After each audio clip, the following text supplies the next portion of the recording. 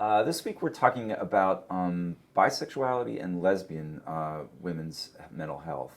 And I want to start off by talking about bisexuality. We've had some readings with some empirical data about the community, bisexual community, and sort of bisexual invisibility, as you might call it. And there's also some recent literature that suggests that bisexual persons, bisexually identified persons, have more negative health outcomes, mental health and physical health outcomes, than lesbian women and gay men. And I thought we might just talk a little bit about why that might be the case. I think I remember this clear in the San Francisco Human Rights Commission piece was that bisexuals are the only kind of queer minority that moving from a rural to an urban area have increased stress because they can't find a community and they're constantly split. Right. There aren't bisexual bars. And if you're dating a person of the same or opposite sex, people assume you're hetero or homosexual. You experience a lot of biphobia in terms of people not believing in it or saying you're a traitor. I mean, I remember in high school, went to a very liberal school, and lots of kids came out as bisexual. And a lot of the reaction is they're not bisexual. I've only ever seen them date somebody of the opposite sex. And It just seems like a natural reaction, but doesn't mean they're not attracted to the same sex, right, even though they'll always date the opposite sex. Right. Yeah, it's definitely, you feel like, when do you say something to kind of affirm your identity? And people often just assume one way or another without really knowing, or they think, oh, you're confused, you're questioning, it's a phase. And that is really a form of a microaggression when maybe this is who you are, this is how you identify, but people are like, oh, well, that's just something that they're going through and they'll grow out of it, or that was just an experiment or something. That's not really how they identify, or that isn't a real thing. And that can be very hurtful and very confusing for that person who feels like, well, is there anybody else that identifies this way, or am I really just in this confused or questioning state? And yeah, it's very confusing to kind of work through that. And I guess I just say the whole the bisexual identity. I feel like it has so much stigma around it that people they feel obligated to choose one or the other depending on the situation. Because obviously a guy going on a date with a girl is not likely to disclose that he's bisexual to her, and would probably just leave it at the assumption, you just assume that he's straight. But it's because of all those different I guess the stigmas that come up the girl would be like, can I compete with a man, and all those other things that I guess would just make it more complicated, really, and they don't have their own space, really. Right. Well, I suppose you want to say something? Well, I was just going to say the invisibility part in that title was really spot on, because often we say LGBT, but when we go to an event or a program or something, it really focuses maybe on the L and the G or the T, and the bi is often forgotten. I think you kind of mentioned it, competing with a man or a woman. The lack of trust in a relationship is, if you're dating one gender or sex, your partner being scared that they can't meet your needs, that you are always going to also be wanting a man you can never sexually fulfill or be committed. And I also think bisexuality in general is a fluid identity, that it's not 50-50, and unless you're acting 50-50, people don't believe in the identity. So, or other people believe the myth that you have to have always one man and one woman, or multiple. You can't ever be with just one sex or the other. Yeah.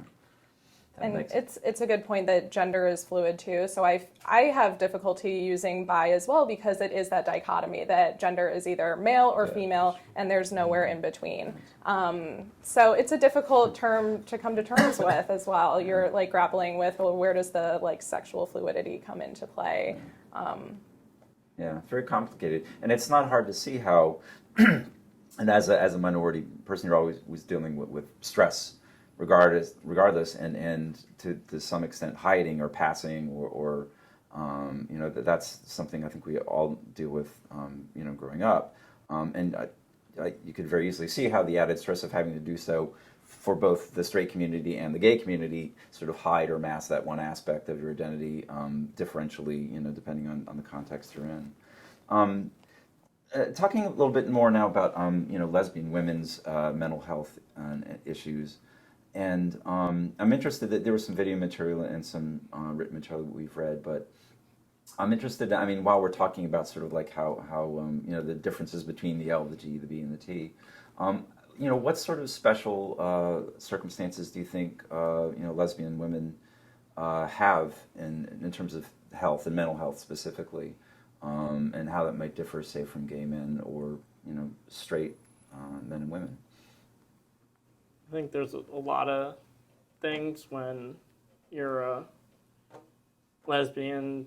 There's a lot of conflict over being feminine versus, and also rejecting patriarchy. Yeah. So one of the things is there's a higher rate of obesity, and one kind of theory behind that was this rejection of needing to fit the male ideal. Right. And I think that creates a lot of internal tension when you identify as a woman. Your model of a woman is the heterosexual woman, and I guess one, not directly connected, but one other kind of mental health is kind of borderline personality is more diagnosed in women and more diagnosed in LGBT people. Right. And a lot of that is because basic characteristics of being a woman is pathologized and being LGBT is pathologized, whether your identity, conflict, substance use, which is higher, smoking is higher, and drinking is higher in the lesbian community. Compounded if you're a racial minority, Right. goes even higher. So there's all these DSM diagnoses that fit those identities and can get pathologized. Right. Oh, absolutely. And what about too? I mean, in terms of interpersonal relationships, you know, women in general and lesbian women included, you know, are we found in the literature are tend to be more, you know, one-on-one, dyadic, you know, whereas gay men sort of larger groups are more, and straight men very much the same way too. They do more in sort of larger groups, but and women, you know, engage more. They engage in more emotional intimacy, changing ideas with each other, and more one-on-one types of interactions. I don't know, how do you think this might sort of, you know, impact mental health issues for lesbian women? Well, if women like to make connections with other women, like you said, on that deeper level, and if you're having trouble, especially if you live in a rural area or an area where you can't really find another person that identifies similar to how you identify, that can be very isolating. So that can lead to depression, anxiety, if you are just feeling really isolated, like you have no one to connect with. And yeah, that is, yeah. Yeah. Well, access to community, you know, it's you know, gay men can, what you mentioned before in the talk about bisexuality, bisexual people can't really move from rural to the urban. There are no bi bars to go to, you know. But gay men can very easily show, you know, just find the nearest gay bar, there'll be plenty of gay men there. But lesbian women, perhaps less access to that sort of instant community or access to people to start making connections with. And I guess I also wonder, like, just about like reading like all the different discussions about like, you know, female sexuality and like whether like some people are the camp that doesn't exist or that like it's like constantly changing or something like that. And I wonder when you like take in that whole like you know, like the fact that female relationships tend to be like, you know, based on more emotional aspects and like how that complicates things if it is, like I say, if it is true that female sexuality is not like static, how like adding that emotion into it makes that much more complex, Right. like for dealing with it and like, Right. you know, the mental health. Super. Thank you.